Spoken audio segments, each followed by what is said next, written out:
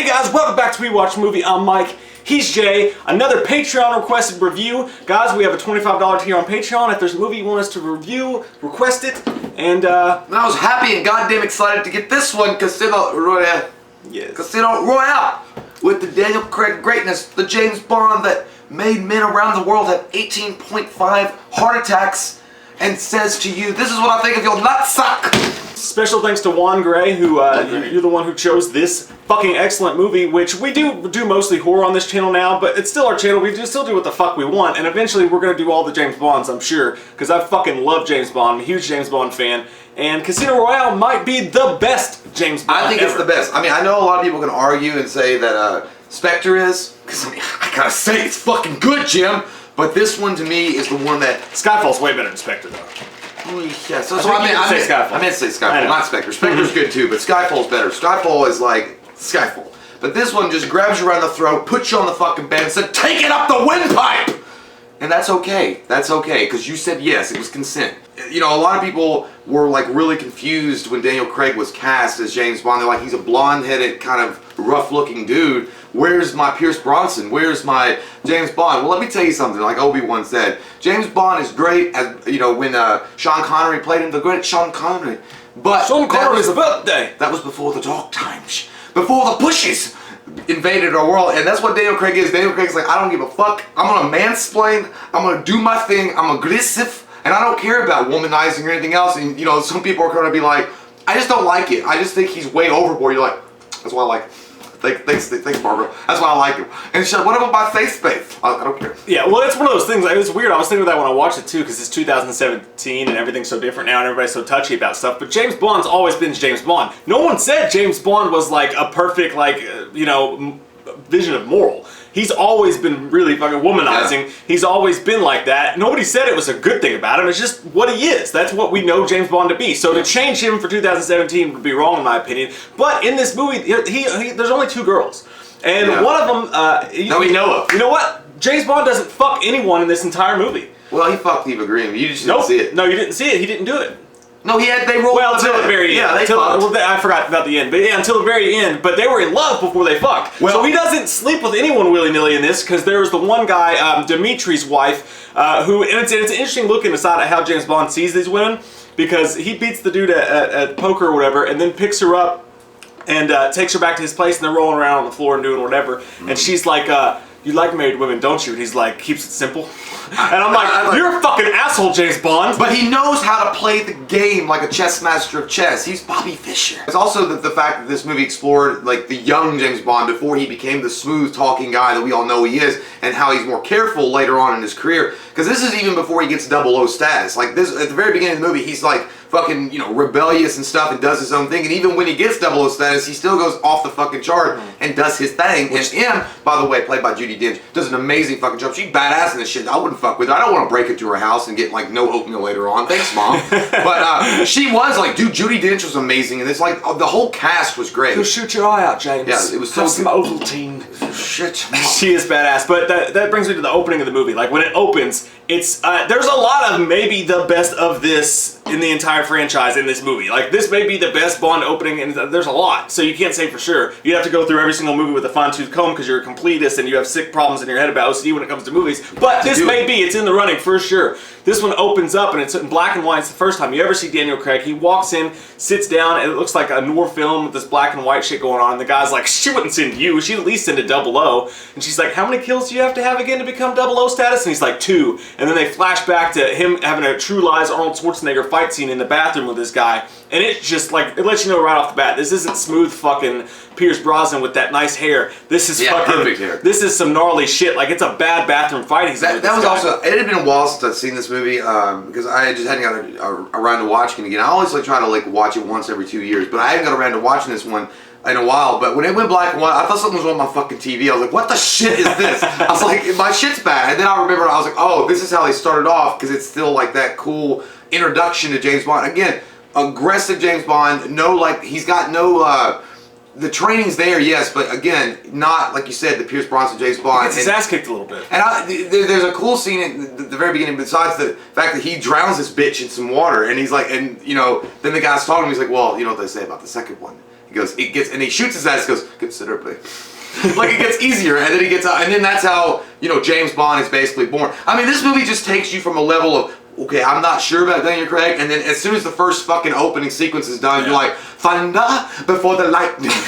There's a scene when, he's chasing the bomb maker through the streets. That guy was like the best parkour guy of all time. I would have given up. Like, as a cop, I'm like, fuck this. Like, I don't seriously, wanna do they it. made Mirror's Edge about his life. But then you go from that, and then you're in Die Hard 2 in the airport. Like, there's so many fucking cool things that they do with this movie with action alone. That scene, that one scene, the parkour scene was badass, but what I love the most about it is Daniel Craig, the guy parkours through a little, why is there a random rectangle hole in the ceiling, by the way? But he parkours through it, and you're like, wow, that was impressive. And then James Bond fucking bursts through the drywall like Michael Myers. That's what I was thinking. I was like, Michael wouldn't wait. It's fucking awesome, dude. That's, I mean, again, that's maybe one of the best chase scenes on foot of the entire franchise. Yeah, dude, and it just exhausts you watching it. You're like, God damn, I'm tired as fuck just watching it. But it was still cool as hell. And by the way, Daniel Craig's cardio off the chart. Like he was not even winded. It's way better than it was in Resurrection. You fucking Quicksilver, you. Or not Resurrection, but Skyfall. Yeah, I mean, it was like, dude, I could not have like. Is Daniel Craig the best James Bond of all time? It's hard. God, hard. Damn! I don't know what to do! Maybe. If you're unsure, just watch this.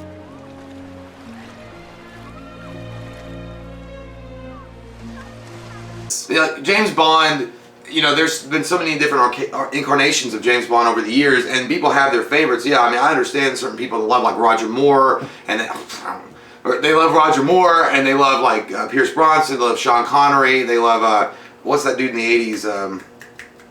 Fuck! Roger Moore? No, late 80s. George Lazenby? No, that's the one, he was in one. Timothy Dalton? Dalton. A lot of people fucking love the shit out of Dalton. But this James Bond, again, I just like his aggressive nature. I think that he is way more over the top than any of the James Bond incarnations have ever been, and that's what sets him apart and makes him unique. And this is these are one of these movies, like as a reintroduction to James Bond, it would get new fans in, because maybe other people that were unsure about James Bond, like, well, I don't really know. Maybe I don't like that smooth talking bullshit. Like, I want some action. He took the Jason Bourne formula and they fucking make it work in this in a way that, I mean, when I grow up, I want to be a part of MI6.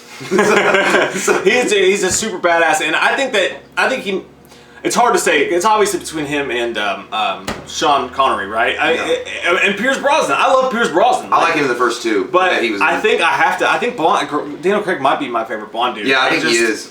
Spectre was, but Skyfall and this may be one of the best. Skyfall, I think, is probably in the top 5 best of all time. You know what? I haven't watched yet, rough. and I feel like I need to, because I feel like you said, a completionist, you have to fucking do it. I have never watched Quantum of Solace. Yeah. What? Well, because I heard different things about how it sucked or whatever. That it was no good. And then somebody told me, I swear to God, I swear to God, somebody told me it was boring. And then Cody was like, my brother, he was like, dude, it's all about action. If you liked, Casino Royale with the action part, that's all it fucking is. Revenge. That's all I like it it so much. I like Quantum of Solace. And Eva Green is hot. And I mean, I understand why you fucking. Fuck, dude. Eva Green is a great Bond girl. She's Vesper in this, and she comes up. She's an agent that's sent to work with him on this case because he's got to go in the most Bond fucking thing of all time. Only in a goddamn Bond movie, which is one of the things, just the set piece really makes this, like, takes it over the top as one of the best Bond movies, maybe the best Bond movie, is the casino scene. Because basically he has to go up against Mads fucking Mikkelsen, who's a great Bond villain. I love that guy. He's got the eyeball dripping blood, the weird cork, he just looks like a fucking Bond villain, and he does an amazing job. We know what he did before Doctor Strange. It's like got a source and Hannibal.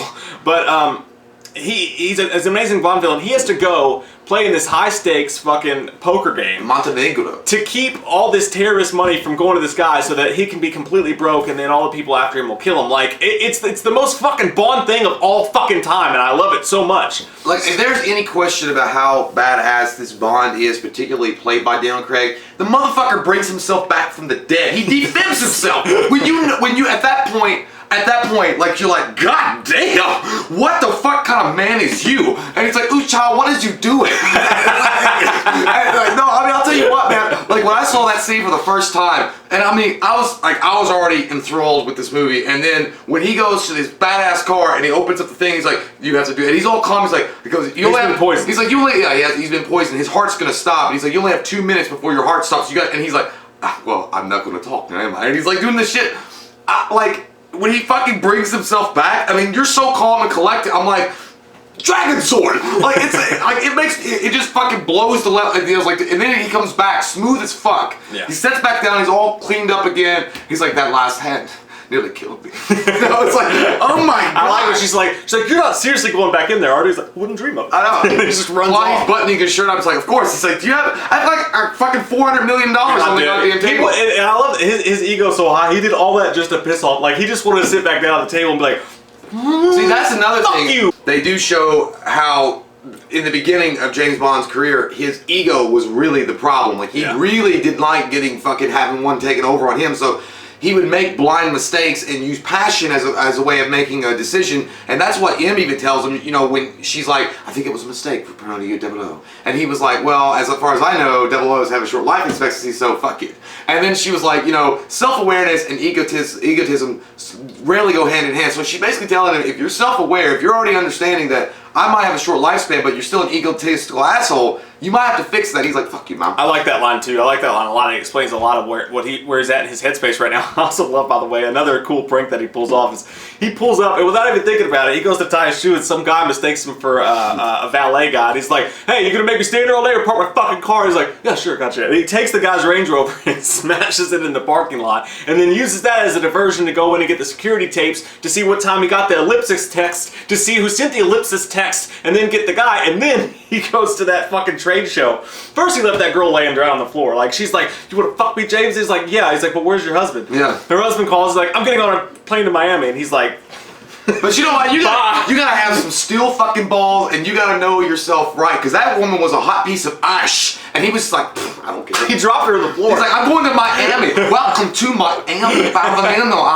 But I like that death scene too, guys, because they're in the middle of this huge art exhibit, right? And the guy grabs him and he's gonna knife him, but they're just holding each other and staring at each other like, oh god, I'm gonna fuck you later. Like, there's one guy I know that guy's contact probably walked in. He's like, gay. Like, because but it was set up so perfectly in that scene because no one would expect, like, maybe that they were lovers or something, and then he was like, and like they're fighting for dominance, and then he does this cool like, shh. Liver shot! Yeah, and by the way, that guy could have put his finger in his butt. It would have surprised. He's like, ooh, like or if he rubbed his balls. Like, if you're about to die and you're like, the only way I got this is rub this dude's balls and throw him off. Like, it's like, because if you're in a knife fight, dude, and someone tickles your balls, you're gonna go stop. Yeah, you're gonna fucking move. Yeah, it's like kind of like being an NFL like tackle huddle. Like they play with each other's balls or stuff. Apparently, that's what they do on the huddle. You know, in the tackle, in those pile-ups when they're trying to get the ball, they put fingers in each other's butts. Yeah. So they go. It's kind of gay chicken. Yeah. It's a gay chicken. I don't do that one again. Going back to gay chicken, No. it's kind of gay chicken. Let's He leave that also one plays gay chicken later with Javier Bardot. Where he's like, what makes you think it's my first time? He was talking about this moment. Yeah. Well, did you get that gay chicken from that scene? No, I didn't make up gay chicken. I think you did. Like, Google it. I don't want to. I don't want to see the images. There's all sorts of videos. No. It's a good way to spend Saturday. Maybe a Sunday. But look, okay, by the way, speaking of the villain, look at me. I'm the captain. No, you're not. Not my captain. Not my captain. Mads Mikkelsen in this movie was phenomenal. Like, you've already mentioned how good of a bad guy he was, and I think it really comes to a head, and specifically at the point, which again I talked about early on in the beginning, about making you have a heart attack, when he hits this guy in his balls. Oh, damn. Fuck! Jesus, I never thought I would watch a James Bond movie. It's like, is this Hostel 5? Dude, when as I'm watching it alone, I'm going, no! No! Stop! I have seen the coming of the Lord. Like, I would have given up everything. I would have told where you live. I would have told where my mother lives. Where fucking she puts her newspapers in the morning. Everything would be done. But he's so badass. Yeah. Mads Mikkelsen's like, he goes, you know, I don't understand about torture. And he's just telling him really calm. And he's like, hey, does your balls hurt? And he's like, you know, he goes, maybe if I stop early, you'll have something left to identify you as a man. Again, Mads Mikkelsen is great as fuck as a bad guy, except he's kind of a pussy because he's not really the main bad guy anyway. Yeah. He's just a middleman.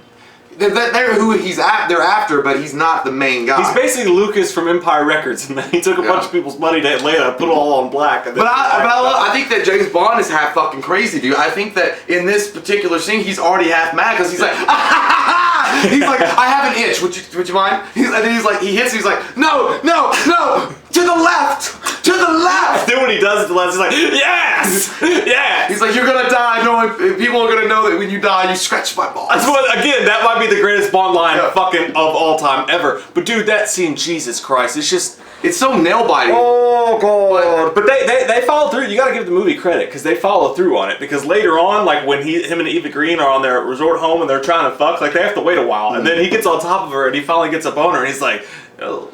So yeah, at the end of the movie, he's gonna give up the whole lifestyle. Like he even tenders his resignation to him, and I'm like, what the fuck? When you first watch, you're like, okay, well that was a quick one. I was like, they must have thought he wasn't a good Bond, so fuck him. But you know, and then you get this like real romance kind of bullshit for like 20 minutes of them sailing. It was weird in Italy, and it's all wonderful and good. And I wonder if they have fish in that river. But it's bullshit. And then you're like, is this the end? And then all of a sudden some bad shit goes down and it happens and you're like, no, this is not the end. James Bond has just been reborn. And that's when, you know, Eva Green shows her true colors, Madonna. Green. She told James that, no, I'm taking the Argentinian love twist triangle thing off my neck with the little necklace. I don't even care about my ex-boyfriend. But no, that was the whole point. She was going to betray everything for her boyfriend that they kidnapped by giving them the money. Oh my fuck! Yeah. You can't trust Tinder anymore ever. If it happens to Brad Pitt, it can happen to anyone. Yeah, that's true. She kills herself, and then from there you're like, okay, you got to do something now. Like, cause my adrenaline level has spiked. I feel good. I can't come down like this. I don't want to come back down from this cloud. And you know, and then all of a sudden he finds out who this fucking dude is. The mysterious dude that shot Mads Mikkelsen after the ball crunching ceremony. And you're like, getting James. Like that, you want something cool to happen, and then the movie ends on a badass note. It brings back the James Bond. Like, we're fucking here now. Enjoy it. A scene we didn't talk about, by the way, which is again maybe the best hand-to-hand combat scene in the entire thing, is the two dudes who come to collect from Mads Mikkelsen in the hotel. And it's exactly what you want as a guy, because if you're going to get in a fight with two guys with the swords and you're going to beat their ass, you're going to want the girl you're trying to bang there to see it. Yeah. So you look awesome. So she's literally, they're going down the steps and he's just flying around. Like just literally flying from floor to floor, fighting with these dudes in one of the most brutal fight scenes you'll ever see. I mean, that shit looked like it fucking hurt. It looked real. I'm like, did the murders really fucking take place? The first bad guy, he throws over the stairs like, fuck you, you're nothing. You're just a red shirt on Star Trek. You die quick. And then the other guy was like, look at that! And he has like a fucking big ass knife and shit. I mean, dude, that whole sequence that went down, Jackie Chan couldn't have filmed it better, because I really thought, like, there had to be injuries in that scene. There had to be injuries. Because you can do so many things to make it safe, but holy shit, like the way they were throwing each other downstairs and just, because you can look at it from a choreographed standpoint, I guess, watching it. You know, if at the top of the steps, if you pick up somebody and push them down, even if you have a wire to hit them against the wall on the bottom of the step, there's probably a scene where that didn't go down and somebody broke their fucking leg. It was goddamn fucking gnarly and amazing, and I love that shit. The only disappointment is you didn't actually get to see Mads Mikkelsen get it from James Bond. He just, like, he's such a cool villain, and he got taken out by just quick pew. I think what got him was the fact that he went all in and got a straight fucking flush on one. Yeah. And then on before that, showing that try to poison me, bitch. What a pussy thing to do. I do love that when James Bond thought he lost and she wasn't gonna give him the money. He's like, you know, fuck it, I lost the poker game. But he grabs the knife and he's just gonna fucking kill him in front of everybody. And then that dude from the CIA was like, hey brother, dude, I'm from Langley. What's his name? I forget his name. Felix from the CIA comes up to him, and in another really homoerotic moment. I know it's not supposed to be. You have to really look for it, and maybe I'm reaching here. You're reaching for it. Reach around from behind. Yeah, but dude, just look at, if you guys watch this, look at Felix's face when he's telling James he'll spot him the money to continue the card game.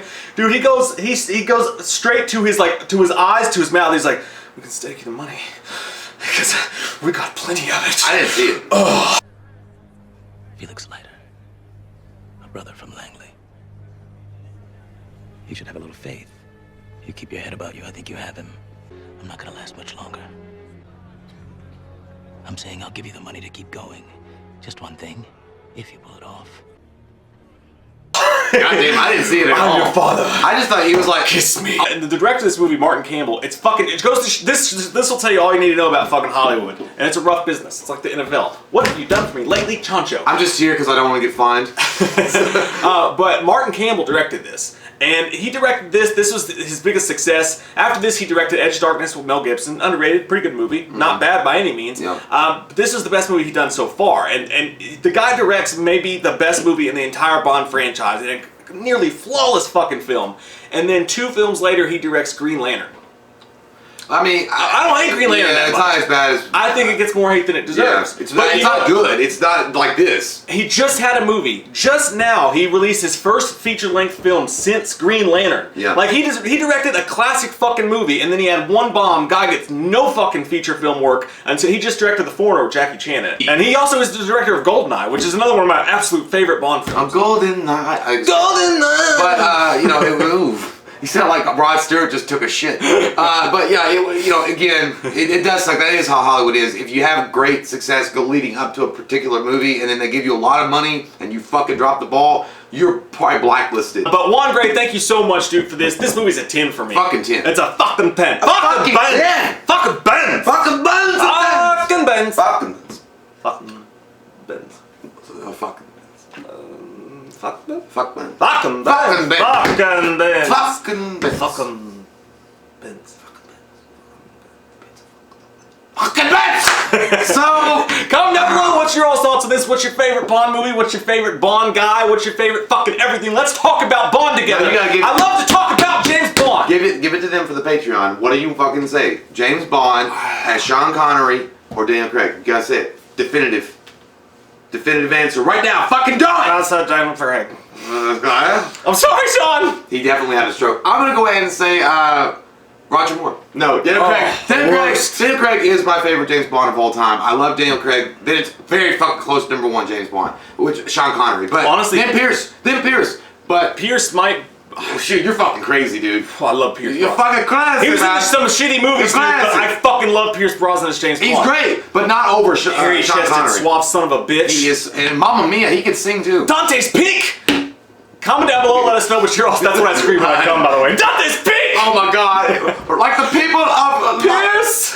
Pierce! Now I know what the people of Pompeii felt like when hot ejaculate came all over their face. Juan Grey, thank you so much, dude, for fucking everything. Thank all you Patreon guys. What a great movie to pick. We love your fucking faces, and if you're new to the channel, click that subscribe button and get some goddamn James Bond up in you, Bonds. I didn't say that right. And get some goddamn wham up in you. Bond. Gold Bond. James Bond. At the end of this review, I want you to know something. How was it? Skewed. One sympathizes. He was talking about his wiener. We watched a movie. Yeah. We watched a movie. We watched it. We watched a movie. Yeah. You know what? We did a review. We watched a movie. We watched a movie.